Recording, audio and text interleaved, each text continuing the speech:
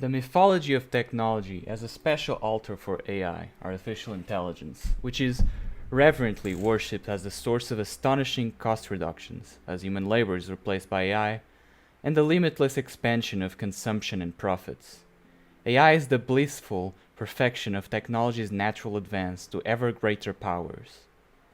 The consensus holds that the advance of AI will lead to a utopia of essentially limitless control of nature and a cornucopia of leisure and abundance.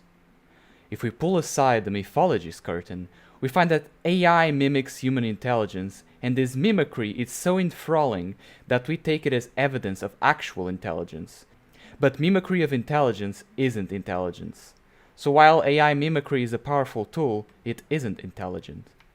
The current interactions of generative AI, large language models, LLMs, and machine learning mimic our natural language ability by processing millions of examples of human writing and speech and extracting what algorithms select as the best answer to queries.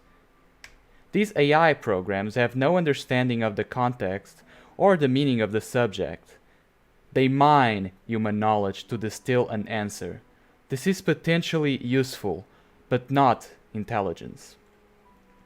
The AI programs have limited capacity to discern truth from falsehood, hence their propensity to hallucinate fictions as facts.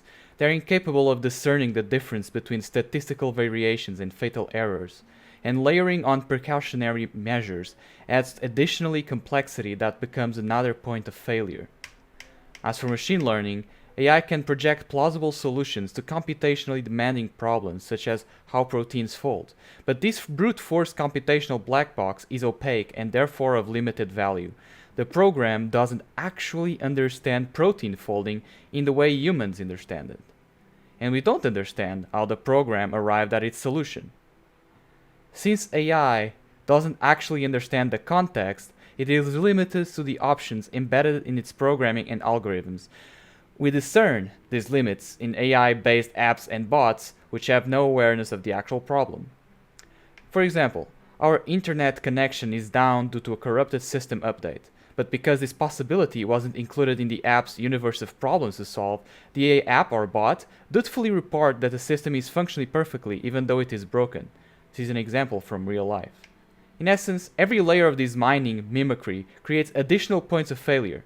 The inability to identify the difference between fact and fiction or between allowable error rates and fatal errors, the added complexity of precautionary measures and the black box opacity all generates risks of normal accidents cascading into systems failure. This is also the systemic risk generated by relying on black box AI to operate systems to the point that humans lose the capacity to modify or rebuild the systems. This over-reliance on AI programs creates the risk of cascading failure not just for digital systems, but the real-world infrastructure that now depends on digital systems. There is an even more pernicious result of depending on AI for solutions. Just as the addictive nature of mobile phones, social media and internet content has disrupted our ability to concentrate, focus, and learn difficult material. A devastating decline in learning for children and teens. AI offers a cornucopia of snackable factoids, snippets of coding, computer-generated TV commercials, articles, and entire books that no longer require us to have any deep knowledge of subjects and processes. Lacking this understanding, we're no longer equipped to pursue skeptical inquiry or create content or coding from scratch. Indeed, the arduous process of acquiring this knowledge now seems needless. The AI bot can do it all, quickly, cheaply, and accurately. This creates two problems. 1. When black box AI programs fail, we no longer know enough to diagnose and fix the failure, or do the work ourselves. And 2. We have lost the ability to understand that in many cases, there is no answer or solution that is the last word. The answer demands interpretation of facts, events, processes, and knowledge bases are that inherently ambiguous. We no longer recognize that the AI answer to a query is not a fact per se, it's an interpretation of reality that's presented as a fact. And the AI solution is only one of many pathways, each of which has intrinsic trade-offs that generate unforeseeable costs and consequences down the road. To discern the difference between an interpretation and a supposed fact requires a sea of knowledge that is both wide and deep. And in losing the drive and capacity to learn difficult material, we've lost the capacity to even recognize what we've lost. Those with little real knowledge lack the foundation needed to understand AI's answer in the proper context. The net result is we become less capable and less knowledgeable, blind to the risks created by our loss of competency, while the AI programs introduce systemic risks we cannot foresee or forestall.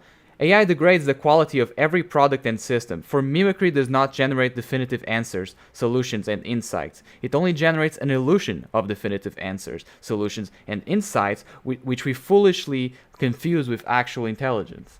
While the neo-feudal corporate state shears the profits to be reaped by culling human labor on a mass scale, the mining mimicry of human knowledge has limits. Relying on AI programs to eliminate all fatal errors is itself a fatal error, and so humans must remain in the decision loop, the OODA loop of observe, orient, decide, act. Once AI programs engage in life safety or healthcare processes, every entity connected to the AI program is exposed to open-ended liability should injurious or fatal errors occur. If we boil off the mythology in a hyperbole, we're left with another neo-feudal structure. The wealthy will be served by humans, and the rest of us will be stuck with low-quality, error-prone AI service with no recourse. The expectation of AI promoters is that generative AI will reap trillions of dollars in profits from cost savings and new products and services. This story doesn't map the real world, in which every AI software tool is easily copied, distributed, so it will be impossible to protect any scarcity value, which is the essential dynamic in maintaining the pricing power needed to reap outsized profits. There is little value in software tools that everyone possesses unless a monopoly restricts distribution.